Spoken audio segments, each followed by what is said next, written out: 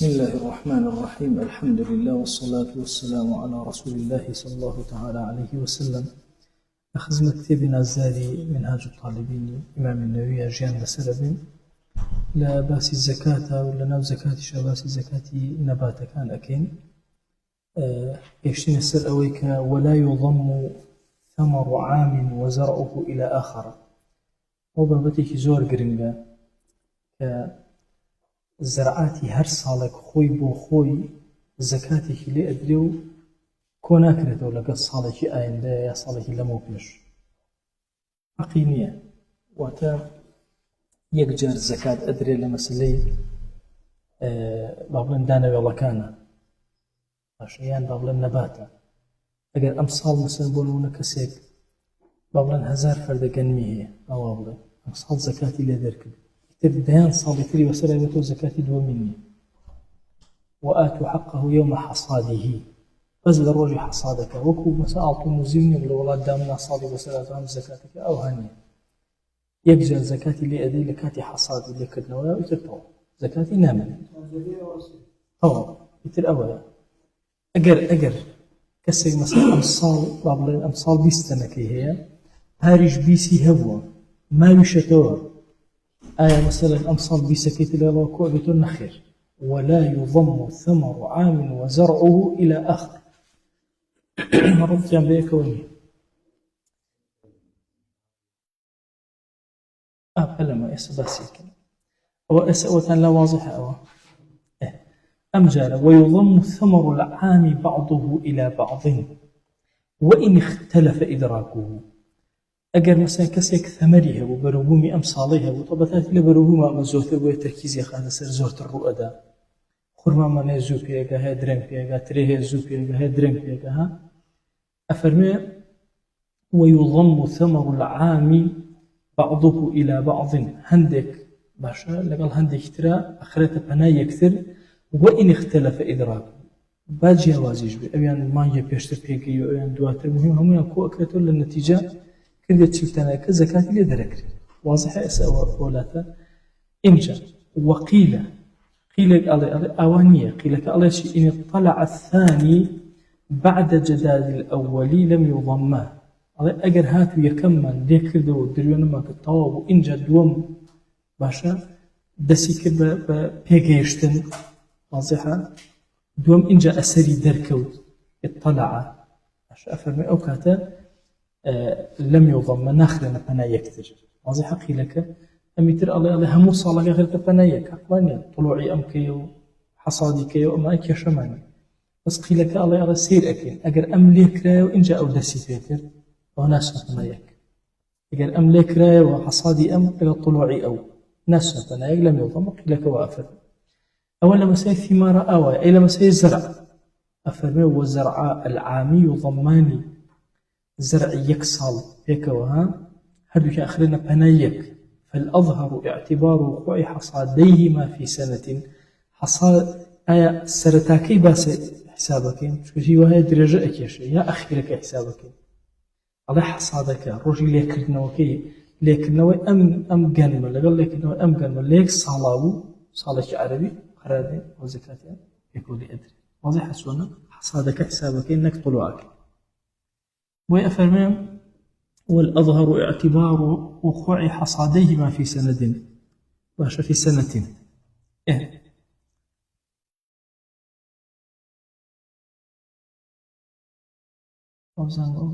بازنا كلهنا مغني أنا باسيك أو برغمانيك دوبر أدن عين الكو ابن ولا لك زكاة درك هرشت بلوا بتاعنا وانزاني باسيك باسينا رسول مغنيك بدويسيك هر عين الزكاة يعني أسنى بنايك مهم لسنة كابه بعد طلوع شيء هبه ودو حصاد شيء هبه لسنى بنايك مهم حصادي هدو كان لو سنة يابه أو مهم جاري وهي حصادي شيء كان ستسنة كتير واضحة مثلا أمصال هنا بابنا ما يحوت حصادك ما نكرت أبي تريان شو ما يهشتي صالي دهاتو حصادي دوهميان زكاة لك واضح ناسنا بنايك نجنايك ناس بنايك وزكاتك أم زكاتك وبرجع وزكاتك وبرجع إن جاء فرمي مسألة كتير لأنك باسك عليه وواجب ما شرب شيء زكاتك يعني شون بدم واضحة إما وتوان مثلا نصابك 5 أو سقة أبي حوصته بيستي هبه باش لم حوصته بيسمى تشن زكاة الدم تشنك أدم أو باسك أفرمي وواجب ما شرب بالمطر أو عروقه لقربه من الماء من ثمر وزرع أفرمي أويك باران أو بخواته يان خوي أو بخواته تو أوي ندي هنا كان الرجا كان نزيكي أبو خوي بك بس أستي إنك أستي أو زرعاتي كي نزيكي لبحر أو أنا خوي اللي هندي شوين هي شيء هي بيعني أوي ناوي يكون سدي يعني عظيم أو ناوي ومنطقة هم أكلت الشوتي هم شي برهم أدا قطري أوي شي نادي شو مثلا همي سبحان الله أو زي أبتا أو قلاوشتا همي أبتا أو بياني خوي بخوي أي خوارد الزور قلب بياني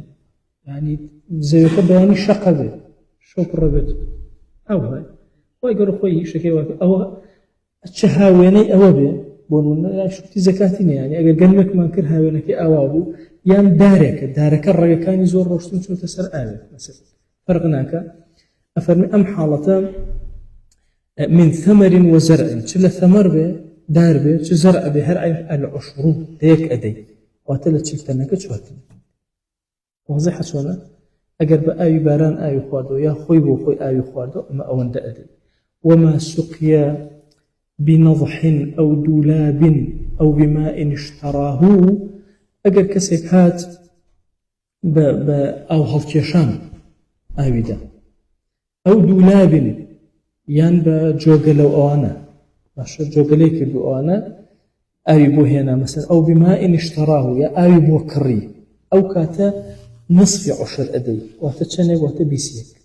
لا تشفتنك دوتنك أوي تين لا تشفتنك شواتنك وهكذا والقنوات كالمطر على الصحيح أو هنانيك لي أدي أو مثلا هنا كتهي درياك لو مش يعني روبارك ليو قال لي أديت وين وكم كان يخمر كل سنة مثلا أو كأبيت له هروك حسابي شيء بوكله حسابي بابلن أو يبغى أكل تشليك كيبو أكل ديك كيبو أكل لا تشلكت شوارتنا كأدا واضحة هروك باران أو هشون أي خال ويش أو وما سقي بهما سواء أما وتمان هنيك بأي باران أو أخو هنيك شخومن أي أدي أي زرعاتي يعني بربوه ما نو بهردو كان أي شيء أخوال برك من بو أكر برك أوا الله وما سقي بهما سواء أجر بقدريك أم بقدريك يسعر السنة مهم تجار اللي مشتنا بقدريك به الله 3 أرباعه باشا ينشي أكين أو كاتا يعني الله هنا كسيتنك أدين لتشفتنك واضحة شونا أويان هناك أدا نصف 10 كأدا دوتنا كأدا لبيستنا كتنك أميان بابلين أو أكا لدتنا كتنك أو كان لبعضتنا كتنك أدا شو بهردو كان مبرع على السواء أم على السواء شونا يعني من آية كات حسابكم يا هزي زرعك حسابك أو لما زي يقوم هردو قصك هي بمشيار كبو أو كاتيك قشأك آوي زور بيويستا أو اشتيك أو كاتيك الزمن آوي أديشتت بون منا مثلا آوي يكم ودوم وسيهم أمانا عند جار اعتباري بو أكري واضحة شونا الله كاك أو نداهم ليكم بو كريو أو نداهم لدوم بو كريو سواء نكب بآوكيا نكب الزمنك يان سواء نكب الزمنك الله كاك دوم بو أو دوم بو أو هردو رأيك هي أوي زمنك قرنتر لما زبي خومانا أوي آوكا عددي آوكا بو شوكا أو كاتيك زور بيويستيتي أو مهمة ألوا مثلا دوجار أي بكرة دوجار أي داو دوجار أي بكرة مثلا لما بريشو لما يجي كما وابو لما يدوم وابو أو اعتبار في أكره وهي مرجنية كسك كوتي بس أو بكرة ولا موازكاتك ولا سر أو رأيك سر زكاتك كنا بانزا وهني بلن والله كسيتنك بقيناك نا سيد أكين كي آي وكري حاجة أو كتشنك بو أو دارة يعني بو أو زرعات أو يبحث أو تن لا واضحة أو دو رأيتنا بها دو أقال أو سواء نشونا بقدر يك آوي داوة والله بقدر يك آوي داوة أم سواء لزمنها يا لعدد أو كان لعدد أو كان به كبو جاري وهي لو ما جاء آوي داوة لو يا بيستي كمتر لو يان الأشياء أجر زمنك حسابك دوما بدوما بون كم يا حسابك أويك بعد ذلك حسابك بهاشتره دقيق تر الفتوى ففي قول يعتبر هو ما شاء قولك الله يراك لو أنا ما ترك مثلا حساب أكين هل أو حسابي مو أكين بقى أو شيء دابتك أصل وهاي كما وش يوازن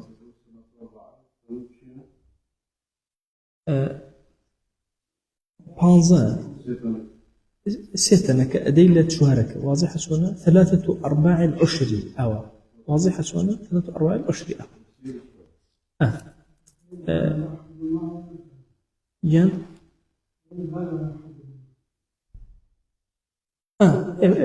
فإن غلب أحدهما ففي قول هو أجريك كان زياتر مثلا سواء نبو بون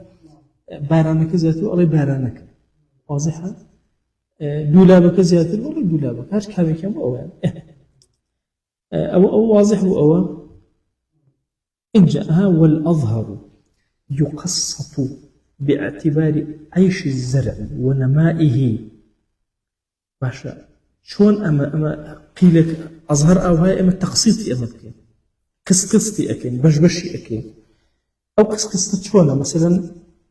أم زرعاتم شبه عدد السقايات به شبه النمو زرعك به مشكلة مانية بون منا مثلا من ألم كاكا بنجاء أو مداو فجر عدك حساب كان أسانتر بنجاء أو مداو لم بنجاء أو تشلي باران دي أو واضح شونا دي أو كاتا من يمشي أكم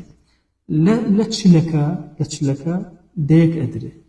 للدكاء أويدر واضح الدولاب هيج نادر تخصيص أكله واضح لا فنسأل شلون تخصيصك هيك كان نادري كان أدري تخصيصك فجبشي أكله في أول مرجني إلا مثلا بلي وراك يا سيتنك يا دو أدم يا ستشوار أدم مرجني لو أشي بلي كاكا تودوتنك ونيوتك بونين وسيتنك ونيوتك نيوي ولا أبي لبرخاتي أوي كدالت واضح شلون يعني بفي أول أو تخصيص أكله إن جاء أول آيات عددي سقياتك كان حساب أكيبوي ين نمو زرعك حسابك ونمو زرعك زور مهمة زور دقيقة عليك لم كاتي نموي إنك لم زمنا توهين زور داو أو زور داو بأندازي أو بوي دا أشكين بون منا شل الروش بيستي بأو هو لم تشل الرجاء علم كاك تو دو روجي أو تكريو أو يتريهج أو تكريو باش حقي دو روجك ودا أشكين يترى دا كيلو بيش كيلو دو كيلو أو زور باش أو فتوى زور دقيقة يعني زكاتك دقيق دركة أجر أو اعتبارك زكاتك دقيق دركة بوي أفهم والأظهر يقسط باعتبار عيش الزرع ونمائه وقيل بعدد السقيات وتجب إن جاء مسألة كثيرة تبش كي أم زكاة واجب يعني زكاتك آية كلي أكم واجب به أو كاتا يان لكيو بو شوف لو كاتي كلي أكم وقال لو بيجلي خراب بونمنا زكاتي لسيرني بون أو كلي خراب شو نقشت كاتي واجبوني زكاة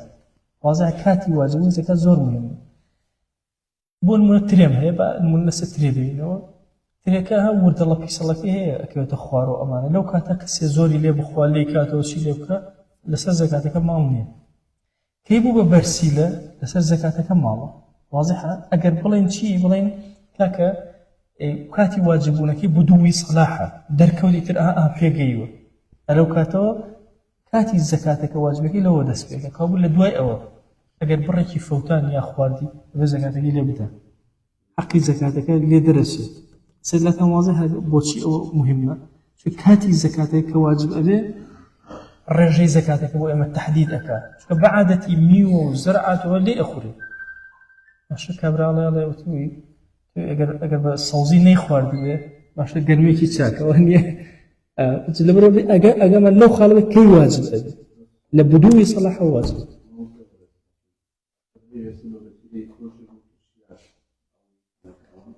كبو ببرسيلة بدوي صلاحي ولا زكاة له بس بيش برسيليتي لي خوارد لي فروج لي أو زكاة نية شو كاتي زكاة واجب وين زكاة جنات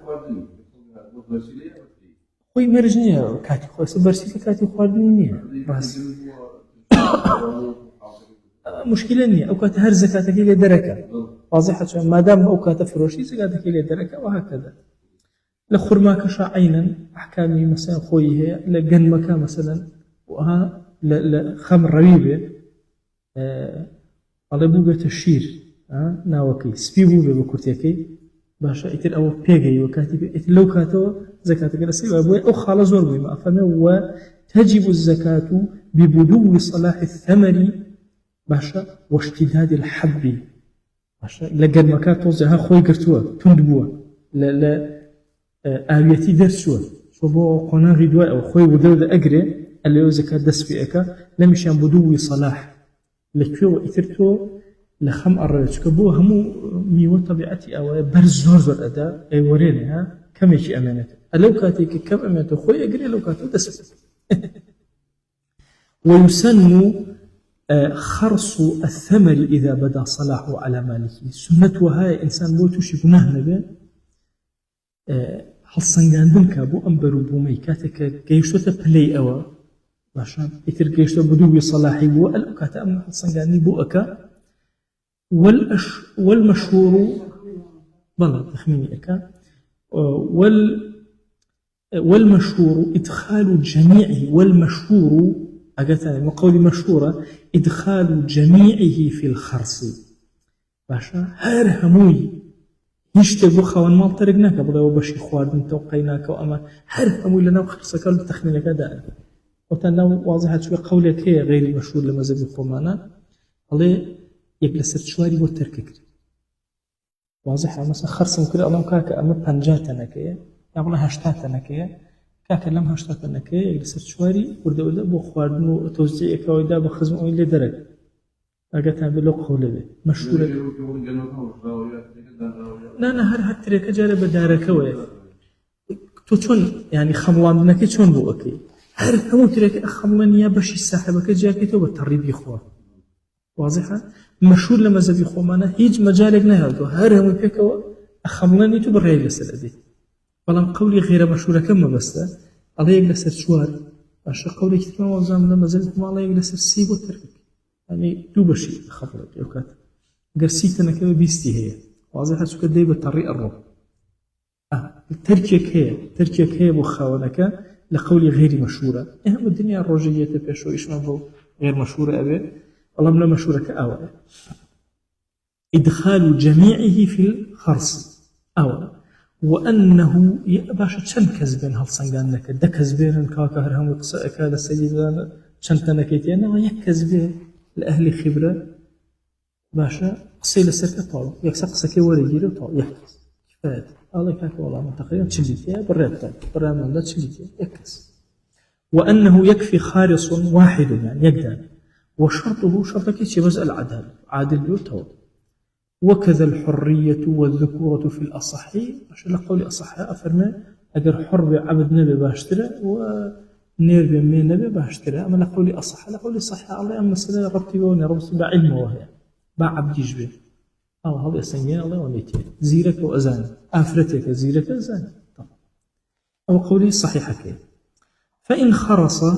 فالأظهر أن حق الفقراء ينقطع من عين الثمر ويصير في ذمة المالك باشا التمر والزبيب ليخرجهما بعد جفافه أجر هاتو خرص هل مصيادين ماكر تخمين ماكر باي أوان لي مثلا شلتنك فالأظهر أن حق الفقراء ينقطع من عين الثمر أظهر لما زبي خومانا باش حق فقراء كان أولية مثلا بدارك وبمينته وبهر وشبنا أبل دارك اللي كرته وكواني خوي شون لي أكاته ويصير في ذمة المالك مالك لك قدنياتي باشا التمر والزبيب اللي يخرجهما بعد جفافه أشي وش كان أكاته ولا دواي وش كذا وقدر يكا واضح إسلاتات شونا يعني يكم جاريات شيء أكا لي أكاته وكلي أكاته خوي سو فخير شيء لوكا أو حق فقراء بلام واجب لسر مالك أما كليك بتوبين الدين وشيكات وترتيب إن جاب إلى فقيرك وتا كل فيء مشكرنا أكيد سر مالك أو قصك نكيد سر فقير أكيد سر كسر مالك. ويشترط التصريح بتضمينه هو واجبها مرجلا وك ها بالصراحة بوتري أما بشكي فقير كان هو قبول المالك على المذهب مالك أو قبول ممكن بشكي كان وقيل ينقطع بنفس الخرص قيل كي جعلنا هر أواني إيش مثلا كيف تسر أول هر مجرد يوي كلت كدو بيدو كلام أخوان كارك يسر المقصود ديار أول لا فإن ضمن أجر هاتو قبول كريتيكاك من طاو دتنكي فقراء قرزان بون دتنك زكاته دتنا قرزان جاز تصرفه في جميع المخروص بيعا وغيره لقال أواني خويا إتلأتواني تصرفي تياكا باشا أي فروشي باشا أي دابا أمني أمي أمان بجياداني أمي خوي بجيادتي كليكا بيناكري باشا هيج كشيء بلام أجر حالتك من ولو ادعى هلاك المخروص والله كاكا تياجو حجنا ما فوتا مثلا الزرد على خواردي أشتي أمانة بسبب خفي أنت طبعا كأولاد تياجو إما برسالة بو تياجو أبي هو كارب إما بدا أجر سببك خفي وتي والله دزرا يكاد دزرا عشا أو ظاهر يا بسببك ظاهر عرف مثلا وتي والله كاكا سرمايك كشندها ويا قرمايك كشندها ويا كلها ويا صون الليلة يا سوتار اشتبوا أمان زاني ظاهر ناس صدق بيمينه براسي دع نقصي مالكك بلا بمرجع إلى السير منروخ والله واو إن جالي قبولك فإن لم يعرف الظاهر أجر ديارنا وتي السوتا ولا كاكا إن السوتا أسري السوتانا حيش ديارني أو كاتب الشهيد اللي قبولناك أنت أبلا ولا سوينا خون قسم بالقرآن مثلا أو قبولناك إلا بس الشهيد ديارة تصديق يميني أو ناكر لسر أو حالة تبرو هيج علامتك ما بدسوني قولي ببينة على الصحيح ثم كبينكيه هنا ثم يصدق بيمينه في الهلاك به أو طولي ببينة بينك لسر شيء هنا بينك يهينك على أجر بوه واضحة بينك هنا مثلا عليك بون منا أجرك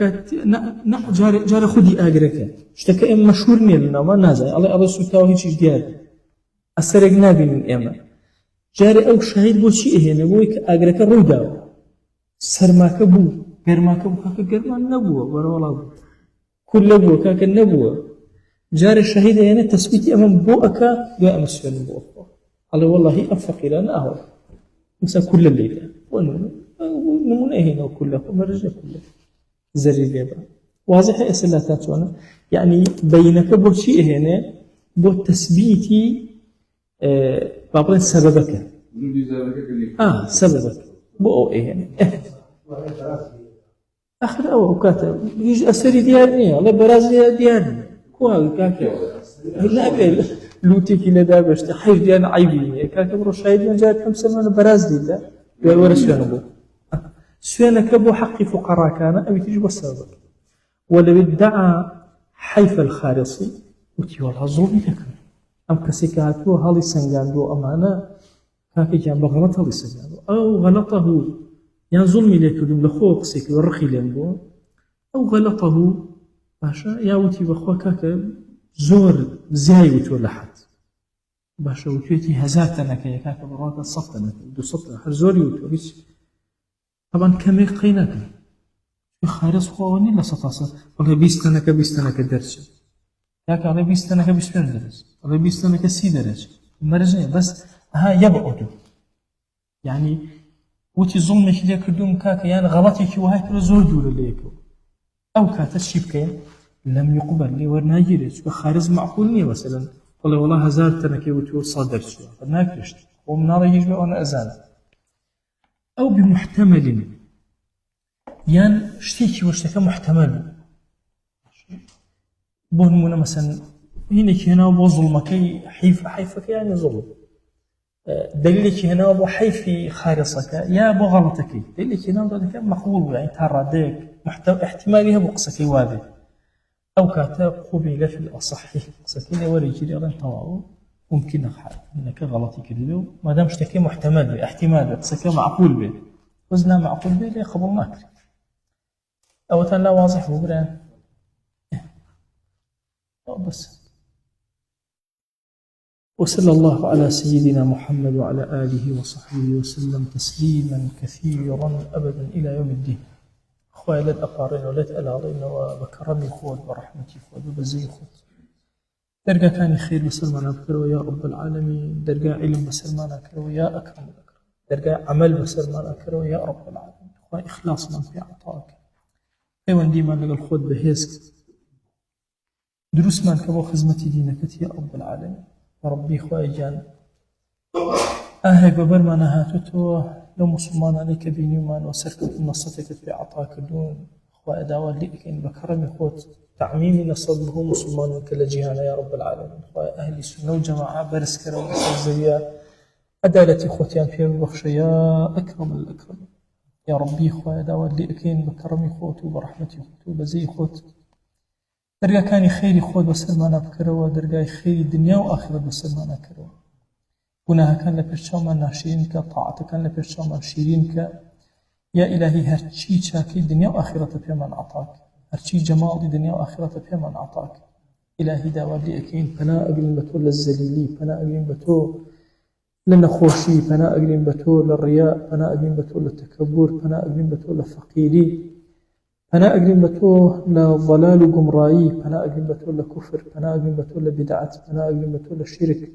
خواه بخاتي قولي خود بمان بارزة يا رب العالم ربي خواه فنا أقلن بتو لغفلة فنا أقلن بتو لشهوة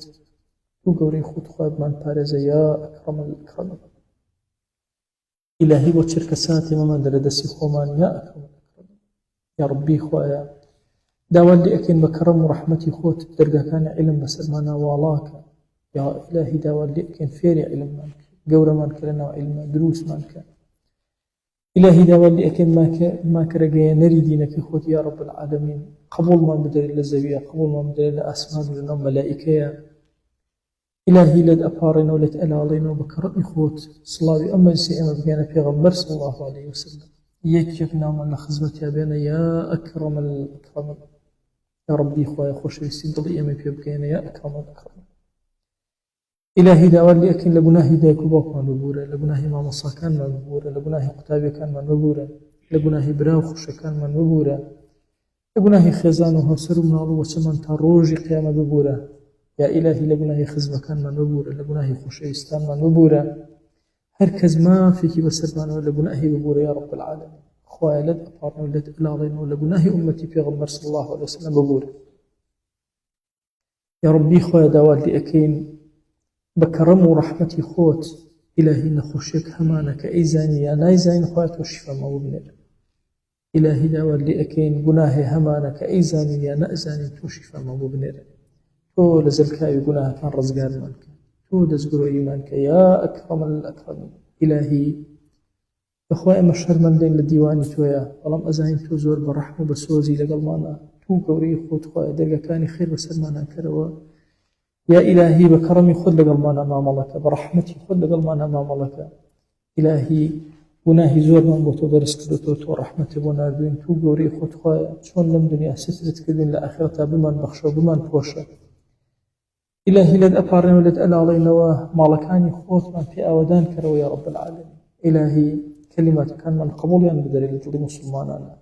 إلهي الذكر خير من السرزيا به يا أكرم الأكرمين خويا داوال لي أكين بكرمي خوت برحمتي خوت ذكري خيري من السرزمان مسلمانا به يا رب العالمين خويا شون ذكر إبراهيم عليه السلام هيشتو خويا ذكره يادي أمج به كلمات كان من قبولك لسرزيا بيان هلا والسودة كان به ذكر صدقي جارية ومن يا أكرم الأكرمين يا ربي خويا داوال لي أكين بأهل عمل قبول منك خويا داوال لي أكين بأهل عمل وإخلاص قبول منك ورمان قرأ لا إخوتي يا رب العالمين يا ربي خويا داودي أكين بكرم ورحمتي خوت وبزي خوت لبروجة خير كان معنا هركسي هاوكار معنا دزقلو إيمانك لقل معنا دعائك خير من بوكا يا ربي خويا درجة خير بس همو أنا بكرة وليان قبولك أبو خاتين أو جوانك يعني خوت لم دنيا ولو دنيا سريان برزق يا ربي خويا أو دوستاني كأم فيديواني أما أبينن سيدي أكانوا دعائك خير من بوكا سودي كلي ورقلن يا ربي خويا دا ولكن لقناهي همو وبورا قبولش بدبا أما يا أكرم الأكرم يا ربي خويا داوان لي أكين بكرم ورحمتي خوت شون أواب باختياري خو من جمت كردين لبهشته هموما لخزمتي في غمرة صلى الله عليه وسلم جمك وكوكروا آمين آمين والحمد لله رب العالمين وصلى الله على سيدنا محمد وعلى آله وصحبه وسلم تسليما كثيرا أبدا إلى يوم الدين خوي قول لبناهي من الشوج والإخوة لما قبولك أبو خاتنا